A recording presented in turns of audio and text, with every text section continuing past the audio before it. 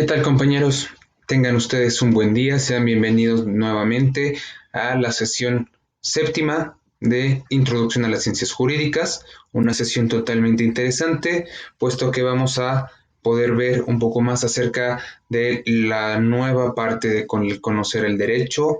Te doy a ti las gracias por sintonizar de nueva cuenta el video y sin más preámbulo, vamos allá. Nos toca la sesión sobre Derecho Positivo Mexicano. Pero antes que nada, quisiera añadir un poco más acerca de la clase anterior, de la sesión anterior, una retroalimentación básica acerca de cómo se da la iniciativa de ley. Sabemos todos que la cuestión de la creación de la ley es un tema totalmente compleja, es un tema totalmente que tiene su parte, tiene su situación, tiene su carga y vaya, esta carga es la que conlleva a dar la maximización en la aplicación de las leyes en nuestro país. Sabemos que el IDASPI, y esto de nueva cuenta te lo pido, apréndete, si te dificulta aprender todo lo que significa cada parte, solamente la nomenclatura de IDASPI. Ahora, no, esta IDASPI no es oficial, ¿eh? O sea, esta nomenclatura no existe, no es oficial, simplemente te la estoy proporcionando porque a mí vaya, con eso fue con lo que se me facilitó el aprendizaje acerca de cómo realizar la iniciativa de ley o qué es el proceso que se llevaba. Entonces esto no lo vas a encontrar así de que, pues lo busco como IDASPI o el IDASPI o qué es, o abogados de IDASPI. O sea, no es de carácter oficial, no existe como tal la nomenclatura de IDASPI, más sin en cambio de nueva cuenta te lo digo, esto es de carácter personal, esto yo solamente te lo estoy dando porque a mí me ha funcionado en lo personal. Así me he aprendido cuando estaba estudiando la parte del proceso en la creación de alguna ley. Sabemos que el IDASPI es un proceso por el cual se da la iniciación o se da la iniciativa de ley. Sabemos que se pueden dar bajo los cuatro supuestos, bajo los cuatro personajes, que es el presidente, el Congreso de la Unión, las legislaturas locales o los ciudadanos, contemplando el 0.13% del padrón electoral. En ese sentido, una vez que se obtenga la iniciativa de ley, misma que podrá definir, podrá crear, podrá derogar, abrogar, dejar sin efecto, en una parte o en su totalidad, alguna ley. Una vez que sea dada ya la iniciativa de ley, pues entonces va a su discusión y aprobación, ¿no? Primero su discusión. La discusión pasa por el Congreso de la Unión, por la Cámara de Senadores y los diputados, dependiendo de cuál es el donde se crea primero, si con los diputados o con senadores, se le denomina la Cámara de Origen y posteriormente van a la Cámara Revisora. La Cámara de Origen se va a encargar de justamente recopilar todos los requisitos, observar que no haya pasado absolutamente nada y una vez que salga de la de origen va hacia la revisora en la que tendrá como responsabilidad dictaminar, poder aprobarla, poder investigarla, poder ver si efectivamente lo que se está estipulando puede ser la indicada para la creación de dicha ley. Ahora, una vez que ya está la discusión, va hacia su aprobación y sanción, ¿vale? En ese sentido, cuando ya ha pasado por ambas cámaras, el documento o la iniciativa ya tiene el visto bueno de ambas cámaras y para que sea de carácter oficial la mandan con el presidente para que éste le dé un visto bueno o en su defecto le haga llegar una observación y si les da una observación el presidente, entonces va de nuevo a hacer el mismo proceso, va a la Cámara de Origen y luego a la revisora y nuevamente va al presidente para que sea una vez aprobado por él. Una vez que se haya aprobado, pues se dará algún tipo de sanción en lo respecto a los tiempos procesales, a los tiempos que según la ley lo demarque, pues pueda tener y no poder salirse de ese margen, ¿vale? Una vez ya tenido la aprobación, la sanción, nos vamos a la publicación. La publicación es cuando el presidente hace llegar al pueblo mexicano la publicación de dicha ley, que ya se convierte en norma una vez que entre en vigencia. Y para eso es lo que vamos al último. Ya falta el inicio de vigencia, en el que una vez ya publicado, pues ahí veremos el día que fue publicado y podremos saber el día también de cuándo entra en vigencia la dicha norma. Recordemos rápidamente: IDASPI, iniciativa, aprobación, sanción, publicación e inicio de vigencia. Recordemos esas siempre, siempre, siempre hay que recordarlas, porque en tu camino profesional vas a echar mano de ellas, ya sea si te vas en algún ramo de lo político o si pretendes llegar a alguna parte de los poderes, te va a ayudar demasiado eso. Vamos por cierto, quería ejemplificar mejor esta parte.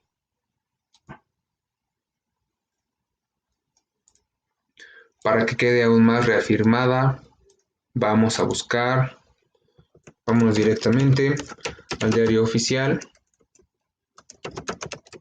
de la Federación.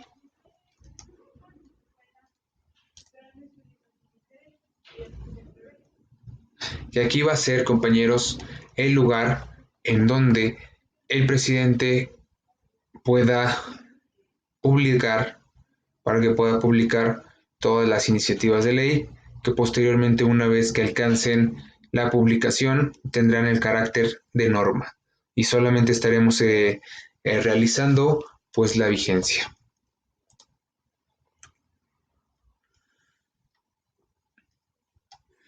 El ejemplar de hoy es todo lo que se está realizando, o toda la documentación que está vigente en el día de hoy. Podemos ver que cada secretaría tiene como que sus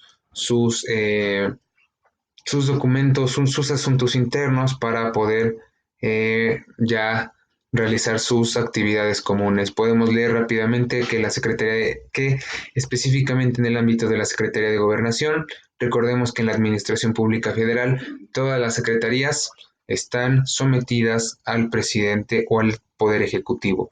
Así es. La Administración Pública Federal va a recaer estrictamente en el presidente. Este mismo tiene la obligación de dar la dirección administrativa adecuada al país. En ese sentido, la Administración Pública Federal también contiene lo que se le denominan secretarías de Estado: Secretaría de Gobernación, Secretaría de Hacienda y Crédito Público, Secretaría de Turismo, etcétera. Todo este tipo de secretarías dependen exclusivamente del Poder Ejecutivo, o sea, del presidente. Podemos ver que aquí están las secretarías que mantienen un, pues un trabajo, una actividad en el diario oficial de la Federación. Podemos ver que, un ejemplo, hay un convenio de coordinación y adhesión para el otorgamiento de subsidios a las entidades federativas a través de sus comisiones locales de búsqueda para realizar acciones de búsqueda de personas en el marco de la Ley General en materia de desaparición forzada de personas, desaparición cometida por particulares y del Sistema Nacional de Búsqueda de Personas, que celebra la Secretaría de Gobernación y el Estado de San Luis Potosí. Podemos ver que también hay de Sinaloa, de Tabasco, de Tamaulipas, Tlaxcala, Veracruz y Zacatecas.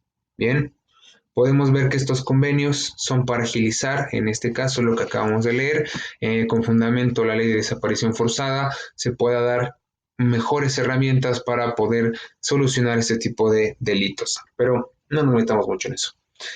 Aquí podemos ver todo lo que está previsto. Podemos ver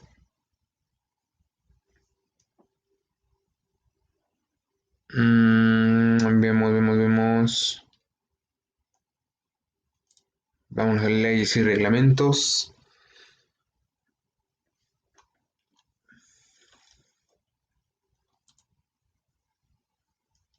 Vamos, está cargando, está cargando. En la parte de leyes y reglamentos, aquí vamos a observar cuáles son las leyes o reglamentos los que se han publicado en esta página para su posterior eh, para su posterior inicio de vigencia y posiblemente, parece que no la agarra. Ya, bien, nos va a buscar esto, nos lleva a esto. Aquí tenemos que ver qué es lo que buscamos, reglamentos o leyes federales. En este aspecto, vámonos a las leyes federales que han pasado por el Congreso para su publicación y una vez que sea eso, el presidente le da el visto bueno, manda la publicación y ahorita ya entraron en vigor. Podemos ver aquí, desde aquí todas las leyes de carácter federal, o sea que son todas las leyes que van a estar totalmente válidas en todo nuestro territorio del país. Podemos ver todas las leyes.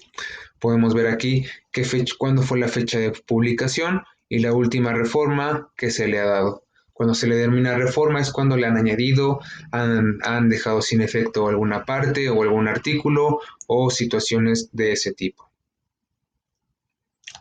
En ese sentido, podemos ver un ejemplo que el Código Penal Federal fue publicado en 1931 y se ha reformado en el 2019 en noviembre 8.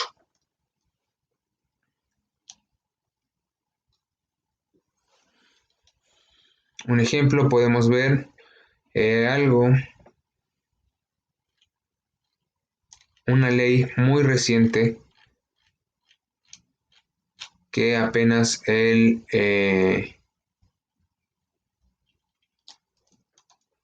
pues el presidente Andrés Manuel López Obrador dio, justamente fue la ley de extensión de dominio. Vamos a ubicarlo.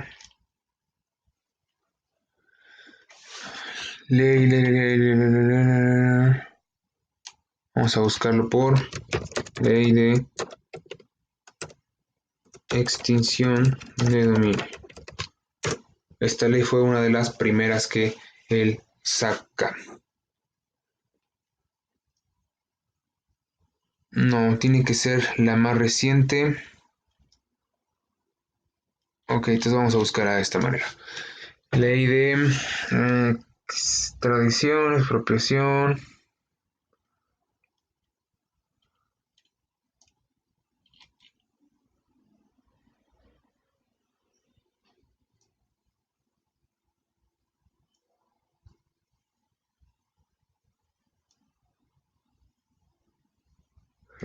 Federal. Ley federal. General orgánica, ley orgánica. Ok, vamos a hacer esto.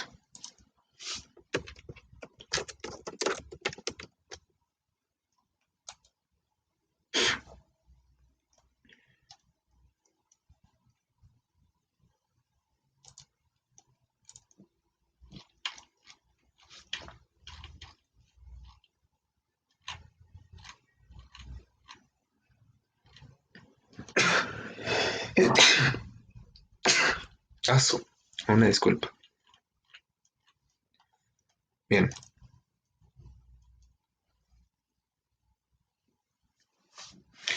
La Ley Nacional de Extinción de Dominio fue una de las leyes recién promulgadas por parte de la presente presidencia, por parte del presidente Andrés Manuel López Obrador.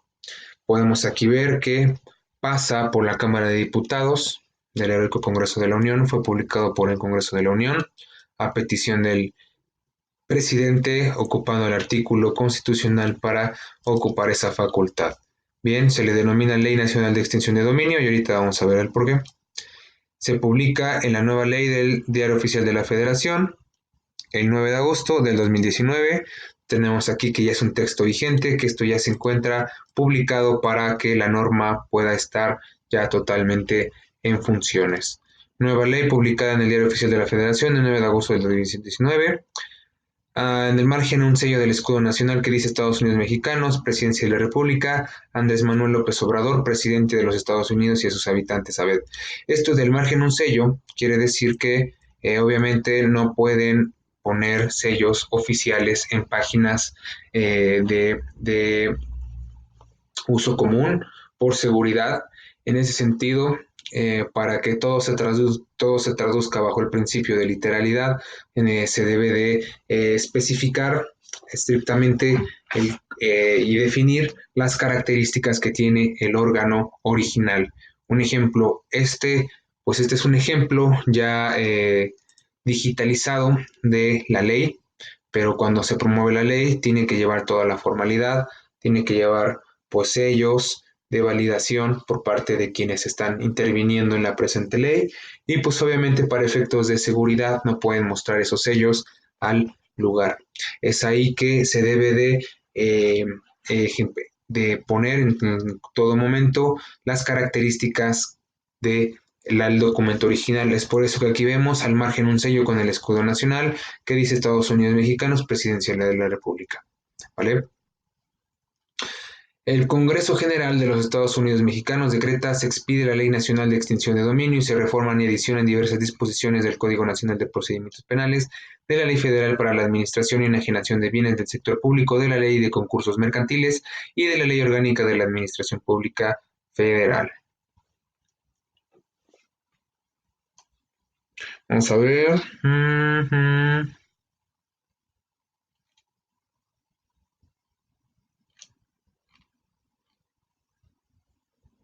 Bien. Vamos a darle una lectura nada más para comprender de qué trata un poco la ley de extinción. La presente ley nacional se reglamentará del artículo 22 de la Constitución Política de los Estados Unidos Mexicanos en materia de extinción de dominio, acorde con la Convención de las Naciones Unidas contra la Delincuencia Organizada Transnacional, la Convención de las Naciones Unidas contra la Corrupción, la Convención de las Naciones Unidas contra el Tráfico Ilícito de Estupefacientes y Sustancias Psicotrópicas y demás instrumentos internacionales que regulan el decomiso en su vigente civil, que en la materia de esta ley vinculatorios para el Estado mexicano. Sus disposiciones son de origen público, de orden público, interés social y tiene por objeto regular la extinción de dominio de bienes a favor del Estado por conducto del gobierno federal y de las entidades federativas, según corresponden los términos de la presente ley, el procedimiento correspondiente, los mecanismos para que las autoridades administren los bienes sujetos al proceso de extinción de dominio, incluidos sus productos, rendimientos, frutos y accesorios. Los mexicanos para que a los mecanismos, para que atendiendo al interés público, las autoridades lleven a cabo la disposición, uso, usufructo, enajenación y monetización de los bienes sujetos al proceso de extinción de dominio, incluidos sus productos, rendimientos, frutos y accesorios, y los criterios para el destino de los bienes cuyo dominio se declare extinto en sentencia y en su caso la destrucción de los mismos, y vamos a dejarla hasta ahí. ¿Qué es lo que nos dice nuestra Ley Nacional de Extinción de Dominio? Que el Estado, que la Administración Pública Federal, o sea, vamos a decirlo, el Estado puede quitar a todo aquel bien inmueble, o sea, todo aquel objeto, toda pertenencia, terreno, casa, autos, dinero, todo lo que se le pueda confiscar a los que se encuentren en delincuencia organizada, también llamémosle narcotráfico y delitos de carácter grave. Sabemos que las cuestiones de narcotráfico, delincuencia organizada, son de carácter grave. Esta ley surge en función de que todo lo que se le pueda incautar a las personas que estén inmersas en estos delitos puedan ser tomados por el Estado para ocuparlas y destinarles un origen o un fin. Destinarles como que hemos escuchado en las noticias que va a subastar parte de lo que se ha incautado del narcotráfico para que todos esos estímulos económicos y fiscales puedan ser inyectados a la cuestión del deporte, a la Secretaría del Deporte, para poder impulsar esa rama. Pero no lo pudiese hacer sin que tuviera la calidad que le da la Ley Nacional de Extinción del Dominio. Anteriormente se daba la situación de que pues incautaban y se quedaba pues varada todos los bienes que se le podían incautar, que se le podían confiscar a toda la delincuencia organizada, y a veces pues solamente se quedaba en el olvido y otros pues servidores públicos se llevaban estas partes, ¿no? Entonces la Ley Nacional de Extinción de Dominio hace alusión a que el Estado tiene la facultad de poder incautar, confiscar, utilizar, apropiarse todos estos bienes de carácter que vienen de carácter delictivo, esto es que lo ocuparon para hacer delitos y que en ese sentido, una vez apropiándose de dichas cosas, pues el Estado tiene la oportunidad y la facultad de poder dirigir y de poder discutir para dónde se va todos estos recursos o estos bienes que han sido incautados. Pero esto es un ejemplo de lo que se le denomina la creación de una iniciativa, ¿vale? Si tienen más interés sobre esto, les invito a que puedan ya en su tiempo libre, en un momento que tengan, adentrarse más en esta parte. Bien, ahora sí vamos a ya a nuestra sesión correspondiente. Sesión del derecho positivo mexicano. Conocemos que el derecho positivo es aquel derecho que pasa de lo intangible a lo tangible, de lo invisible a lo objetivo, de lo subjetivo a lo objetivo. Esto es que los derechos como tales no los podemos ver, más sin en cambio nuestra esfera jurídica ahí está, porque en algo nos debemos de sustentar, que es lo justamente lo plasmado. Es así que tenemos un ejemplo, el derecho a la vida, tenemos garantías individuales, derechos humanos fundamentales, pero ¿en dónde los tendríamos? ¿Cómo los sabríamos? Entonces, para ese efecto, el derecho debe de estar plasmado en algo, en un objeto, en específico, en un documento. Se le conoce como constitución política. Todo el derecho positivo, y ahorita lo vamos a estar viendo, va a ser toda la legislación, toda la normativa en donde el derecho esté estipulado y especificado en una documentación para efectos de la publicación de esta misma normativa y que los ciudadanos podamos conocer esa parte del derecho, ¿vale? El concepto de derecho positivo presupone la idea de que validez significa existencia.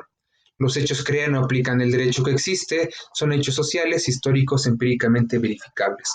Hablamos de derecho positivo a toda aquella parte que tiene de válido y de existencia. O sea, todo lo que encontremos en la Constitución, en leyes, en normas, por el simple hecho de que ahí está, nos da una existencia de que el derecho existe y está ahí inmerso. La expresión derecho positivo puede tener significados diversos. Esta expresión, tanto en su uso originario como dentro de las diferentes corrientes del positivismo, tiene un núcleo más o menos estable que pueden caracterizarse así. El derecho positivo es el derecho propiamente hablado, el derecho puesto o laid down por instrucciones sociales de cierto tipo, el cual constituye el objeto propio de la ciencia del derecho y de su historia. A esto, todo esto se le dice como derecho positivo. Vamos a darle al otro. El derecho positivo es así el objeto de la ciencia del derecho, esto es de la jurisprudencia dogmática, no solo por satisfacer elementales requerimientos metodológicos, sino porque la ciencia jurídica que existe nunca sigue el viejo modelo milenario, el cual es en gran medida positivista. Esto se aprecia en el hecho incontrovertible de que todo jurista, cualquiera que sea su credo, político-moral, y cualquiera que sean las doctrinas jurídicas a las que se adhiera cuando describe el derecho, describe cuando lo hace el derecho positivo, o sea, vamos a ponerlo, vamos a ejemplificarlo. Cada abogado, cada especialista jurídico tiene un pensar diferente. Ninguno va a tener pensamientos similares, sino que según el saber jurídico que cada uno tiene, su capacidad de argumentación, su capacidad de análisis y de interpretación de la ley, pues pueden darle una diferente, un diferente pensamiento. Pero ahora, no importa, más bien, para que nosotros no caigamos en los excesos ni en las confusiones en el desempeño laboral o profesional del derecho, pues debe de haber algo que el cual nos deba de regular. Y justamente es el derecho positivo el que nos viene a regular. ¿Cómo nosotros, aquí nos dice cómo actuar? ¿Cómo nos dicen o en qué lugar buscamos qué derechos son los que nosotros nos facultan como ciudadanos y cuáles son los que yo intereso defender para con mis clientes? Pues fácilmente el derecho positivo nos habla de que cada actualidad va a estar inmerso el derecho por parte de lo escrito. O sea, para que nosotros digamos, es que yo tengo la razón, es que tú lo tienes la razón, no, yo la tengo y estar en discusiones, pues solamente la ley es la única que nos va a quitar la discusión, puesto que el derecho positivo se encuentra inmerso en la normativa. Va a estar ahí físicamente. ¿Vale? No importa cuál fue el pensamiento del jurista o del especialista, no importa cuál sea la postura, la ley siempre va a ser la ley y todo lo que diga es todo lo que tiene en cuenta, lejos de lo que diga pues la persona, ¿vale?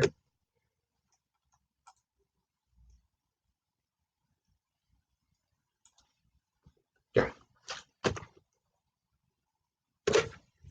La expresión derecho positivo en ocasiones es sustituida por otras que son tenidas por equivalentes, por ejemplo, derecho vigente. Los adjetivos positivo, vigente, eficaz se refieren fundamentalmente a lo mismo que es a la existencia del derecho. Cada vez que hablamos de derecho positivo, hablamos de el derecho en su existencia o la existencia de este. Con frecuencia estos términos son usados como sinónimos, sin embargo no lo son, tan solo enuncian distintos matices. El derecho positivo, a diferencia del vigente, alude a la existencia empírica del derecho a su existencia histórica, oponiendo así la temporalidad e idealidad del derecho natural. Y el derecho vigente indica el derecho actual que existe en el tiempo presente, se opone al derecho que ya no está en vigor, al derecho que fue o al derecho posible. Vamos a dar las características de estas dos. El derecho positivo, como lo habíamos comentado, alude a la existencia empírica y cuando hablamos de empírica, empírico significa aprendizaje o conocimiento por el aprendizaje. A esto se le denomina empírico. Entonces, el derecho positivo alude a la existencia de un devenir de conocimiento y de experiencia para la formulación de cuestiones jurídicas en el derecho en su existencia histórica. Esto es, que a través de la historia del mundo, pues la sociedad en general, todas las personas han ido aprendiendo de los errores y han perfeccionado las formas para obtener una sana convivencia y un marco normativo que les pueda dar la evolución que ellos están buscando. ¿Vale? Entonces también el derecho positivo, además de hablar de una existencia que ahí está, también nos habla del aprendizaje que cada vez que vamos avanzando en la historia se va moviendo, se va actualizando, se va perfeccionando. Un ejemplo es, claramente no se puede llegar con nuestra propia legislación de ahorita hacia unos 10 años, cuando la evolución tecnológica haya estado en todo su esplendor, pues sabemos que se va a tener que regular ciertas actividades para que la misma sociedad pueda seguir manteniendo su estabilidad.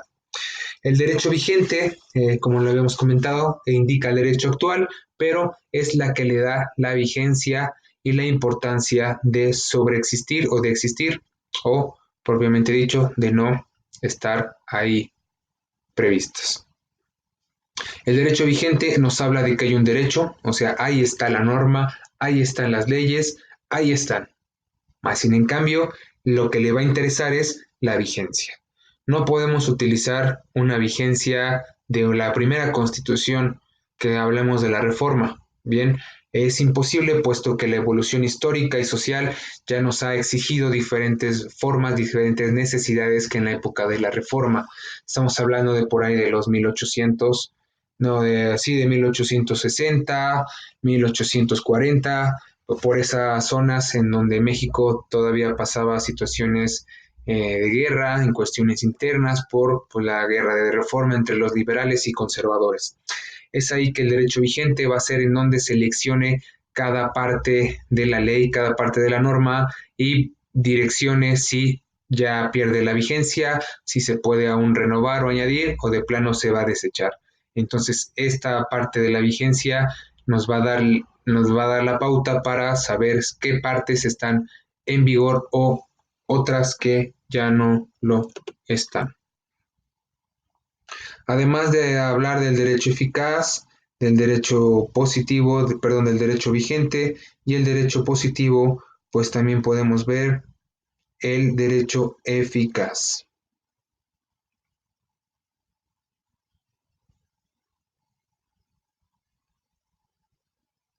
Bien, el derecho eficaz, o mejor conocido, eficacia del derecho, alude al hecho de que el orden jurídico es efectivamente seguido y aplicado. La eficacia nombra una de las condiciones de la positividad del derecho, apuntando el hecho de conformidad con sus normas. Es así que el derecho eficaz lo único que le va a interesar es que se lleve a cabo la literalidad de las leyes. Las leyes son para obedecerlas, para respetarlas y para que éstas se impongan en el bienestar y desarrollo de la sociedad de la sociedad en el lugar en el que estén radicando, ¿vale? Esta forma tenemos que el derecho vigente significa derecho positivo actual, presente y derecho eficaz, no sin una mención de una característica esencial del derecho que existe. Cuando deja de ser eficaz, deja de ser derecho.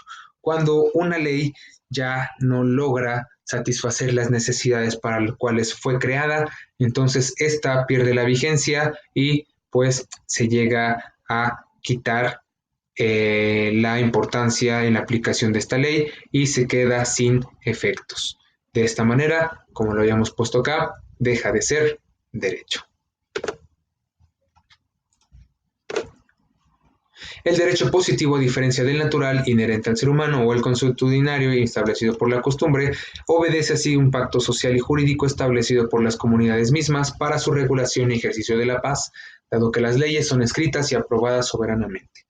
Aquí las leyes no son impuestas por una colectividad, no son impuestas por una persona, sino que para evitar ese tipo de irregularidades y de tiranía, pues estas leyes, al momento de crearse las iniciativas, pasan a aprobación y discusión, como ya lo habíamos comentado en la sesión anterior, bajo más personas para que éstas puedan depurarle todas las cuestiones políticas, todas las cuestiones que tal vez tiene ocultas la ley para obtener algún interés propio y que de esta manera, una vez que sean publicadas, pues son escritas y entradas en vigor o entradas en vigencias, pero estas se aprueban soberanamente. Cuando hablamos soberanamente, quiere decir que ya son aprobadas por la sociedad. Este tipo de leyes regulan la conducta ciudadana, la actuación de los cuerpos del Estado y las libertades privadas, es decir, crean el marco de convivencia, de justicia y de resolución de problemas necesarios para la vida en sociedad. Estas leyes permanecen vigentes hasta ser derogadas por un nuevo entramado jurídico o desechadas por la decisión popular y soberana. Toda importancia o todo objetivo de la ley es justamente crear un marco de convivencia sano, un marco de convivencia que otorgue bienestar al ciudadano, justicia y una resolución pronta hacia los problemas que tiene esa necesidad a la cual fue arrojada la ley.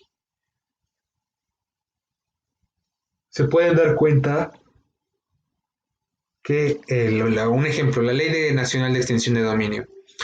Entra el marco de convivencia, claro que sí, puesto que no se sabía qué hacer con lo incautado acerca del narcotráfico, delitos graves.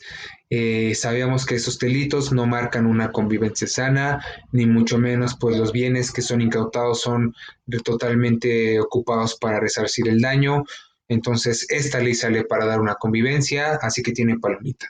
La otra es de justicia. Claramente está que en el ejercicio de la justicia, pues si obtuviste bienes inmuebles o casas o terrenos o objetos personales a manera para realizar actos ilícitos, entonces lo justo es que se obtengan para pues dar una resolución o para poder dar una estrategia pues para ocupar esos bienes. Y aquí es cuando la resolución de problemas necesarios para la vida en sociedad. Esto es, que una vez que estos objetos son incautados por el narcotráfico o demás delitos federales, pues esta ley también va para resolver problemas de carácter comunitario.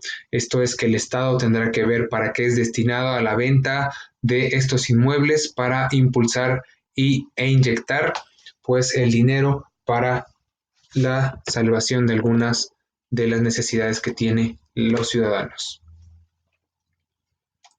Características del derecho positivo mexicano. En primer término, el derecho positivo es un sistema de normas coercibles, es decir, que puedan usarse para forzar a otros a actuar de una manera determinada.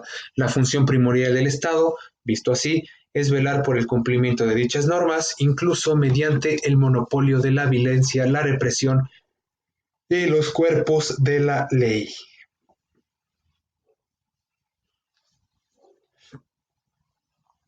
¿Qué vemos aquí de esta manera?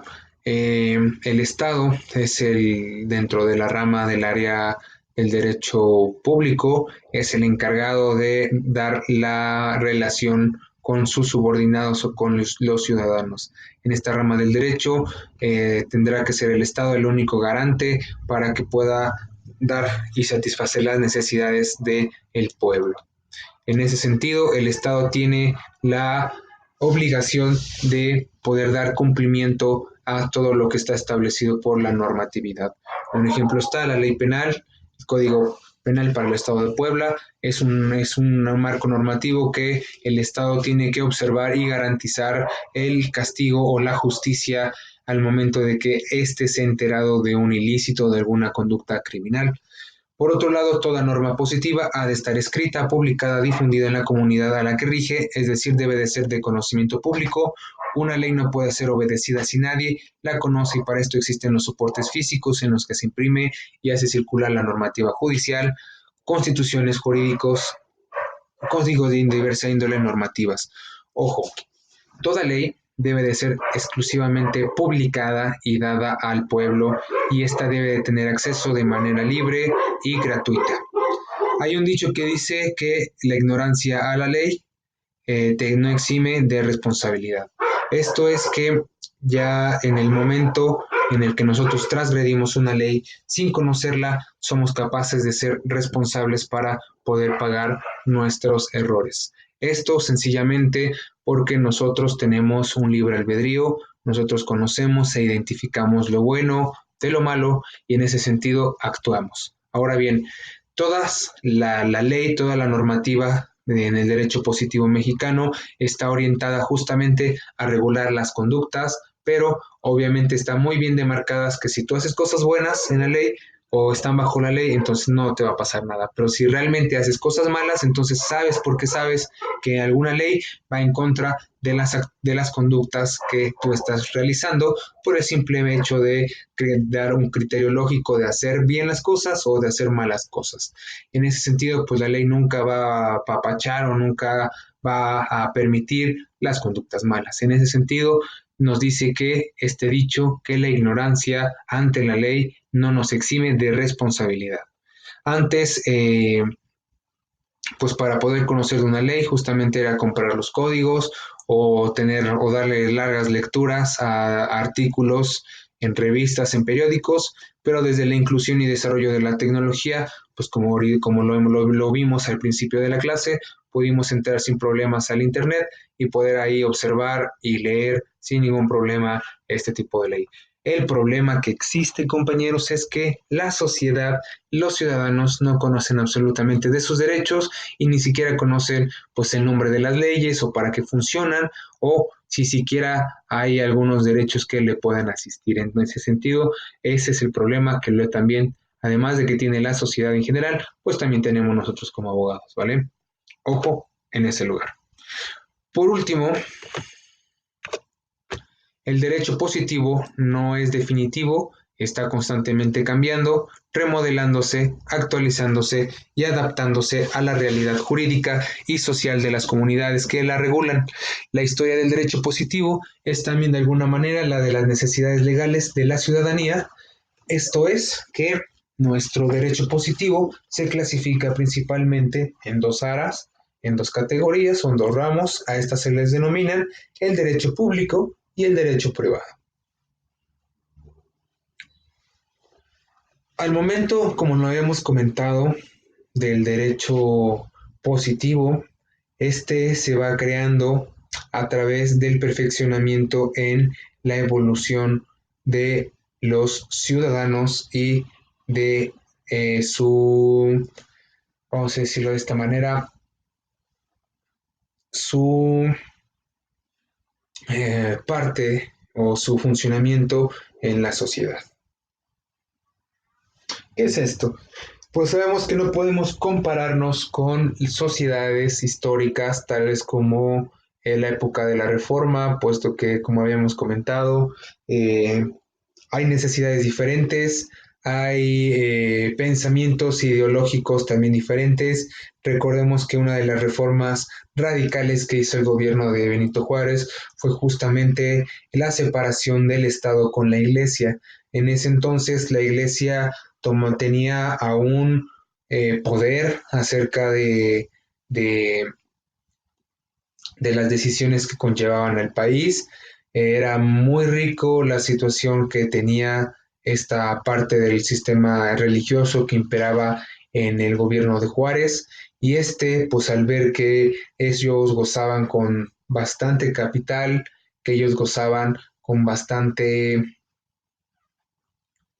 vamos a decirlo de esta manera, que ellos gozaban con más beneficios y preponderaciones económicas que los ciudadanos, pues en el gobierno de Juárez se decide dar la separación de Estado y la Iglesia, y este fue uno de los factores que conllevaron a la guerra de reforma entre el bando de los liberales y los conservadores, que buscaban a toda costa preservar las buenas costumbres y la parte doctrinal de su ideología. Dicho de esta manera, el derecho positivo va transformándose, va cambiándose. Recordemos que a partir de la guerra de reforma se puede instaurar una constitución totalmente federal, totalmente llevada a la discusión y aprobación. Para efectos estamos hablando de la del 4 de febrero de 1914, esta primera constitución que logra realizar Venustiano Carranza. En este logra plasmar oficialmente y dándole toda la formalidad necesaria a todos los derechos que asisten al pueblo mexicano, dando por incluido uno de los artículos más novedosos que para su época era el 123. Este artículo 123 nos habla acerca de las cuestiones de los derechos laborales que le asisten a los trabajadores.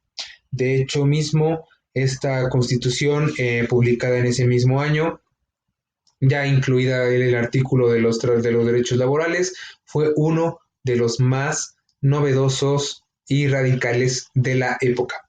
O sea, fue la primera constitución que habló acerca de los derechos laborales del hombre. Wow. Tenemos un dato muy interesante que fue este. Sabemos que también las cuestiones políticas, jurídicas, doctrinales han cambiado a través de la historia. Ahorita no se diga, ahorita con la inclusión de la tecnología, con la inclusión de los avances tecnológicos, pues nuestras relaciones en las conductas van cambiando. Ahora ya los tipos hasta para realizar delito lo hacen de carácter electrónico, cosa que pues, antes no se veía venir. Todo esto gracias a la inclusión de las nuevas tecnologías. Otro punto, otra característica más es justamente la que más adelante estoy más que seguro que se va a desarrollar aún más la industria de la tecnología a tal grado de poder reformar o modelar las constituciones o los códigos para poder llegar a cabo y poder regular estas actividades que se dan o que se dieron para la presente creación de la ley. Entonces el derecho positivo debe de estar inmerso, debe de ser un derecho vigente, un derecho que esté ahí y un derecho que vele y que observe las conductas de los ciudadanos para que ésta pueda darle una ley conforme a sus necesidades, cumpliéndolas en todo momento.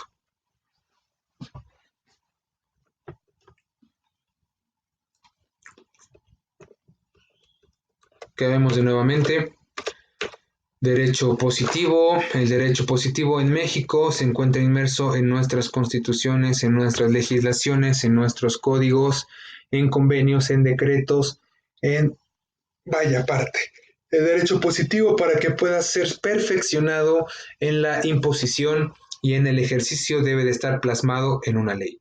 Nosotros como abogados no necesitamos saberlas, o sea, es necesario darles una lectura a nuestros códigos, pero no es necesario totalmente aprendérnoslos de principio a fin, porque pues no somos robots y lo único y lo esencial que debe realizar un abogado es que su función solamente sea de interpretación jurídica.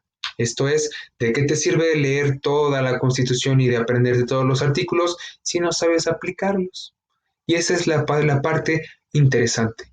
Aquí el abogado que logra interpretar más la ley y pueda realizar en ese sentido su estrategia, tenga por entendido que va a ganar en cualquier lugar y en cualquier caso que se le presente. Somos, compañeros, traductores. Nosotros solamente vamos a darle una traducción literal y una interpretación. El método se le llama exégesis o exegético, que denomina al interpretador como el máximo ser que pueda desarrollar la abogacía. Entonces eh, vamos a ser interpretadores de la ley, vamos a lograr interpretar, vamos a lograr sacar la sustancia de los códigos, de los artículos, para poder aplicarlos en la vida diaria.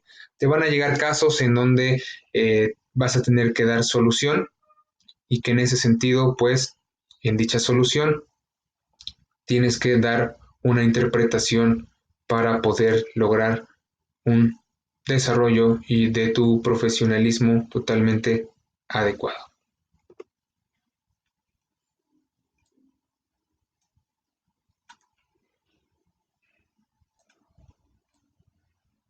En ese sentido, compañeros, damos por terminada la presente sesión, esperando poder terminar la asignatura con la siguiente y última sesión denominada Acto, Hechos y Consecuencias Jurídicas. Que tengan un bonito día y nos vemos a la próxima.